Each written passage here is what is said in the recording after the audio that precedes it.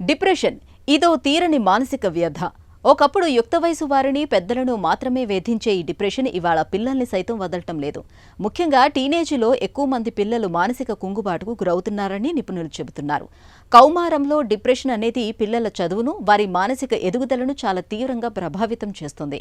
ఈ నేపథ్యంలో పిల్లల్లో మానసిక కుంగుబాటును తల్లిదండ్రులు త్వరగా గుర్తించి పరిష్కారాలను కనుగొనటం చాలా అవసరం.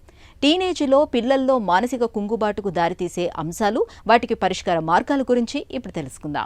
చాలామంది తల్లిదండ్రులు మానసిక రుగ్మత అని అనగానే ఇమ్మీడియట్గా స్టెప్ వెనక్కేసి పిల్లల్ని మళ్ళీ తీసుకురాకుండా, వాళ్ళకి సరైన ట్రీట్మెంట్ ఇవ్వకుండా, సోషల్ రిపర్కషన్స్కి భయపడి వాళ్ళని చాలా ఇబ్బందికి గురి చేస్తూ ఉంటారు.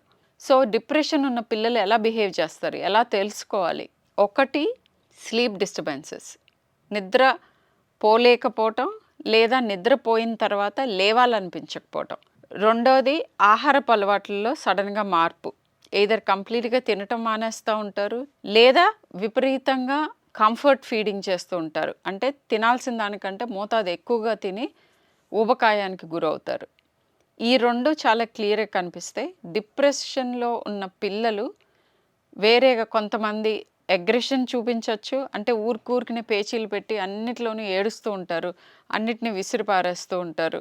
ఇలా వాళ్ళ ఫిజికల్ కానీ వాళ్ళ బిహేవియరల్లో కానీ ఏ రకమైన మార్పులు వచ్చినా మీరు పీడియాట్రిషియన్తో డిస్కస్ చేస్తే ఈ పిల్లల్లో డిప్రెషన్ ఉందా అనేది తెలుసుకోగలరు.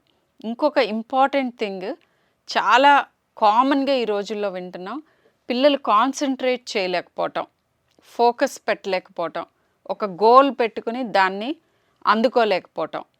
ఇవి కొన్నిసార్లు అండర్లయింగ్ డిప్రెషన్కి ఇవన్నీ కూడా బయటకు కనిపించే మేనిఫెస్టేషన్స్ అవుతాయి. సో మీ పిల్లల్లో వచ్చే ఏ రకమైన మార్పులు ఉన్నా కూడా, పర్టికులర్లీ టీనేజర్స్లో, ఇమ్మీడియట్గా మీరు రిపోర్ట్ చేయాలి.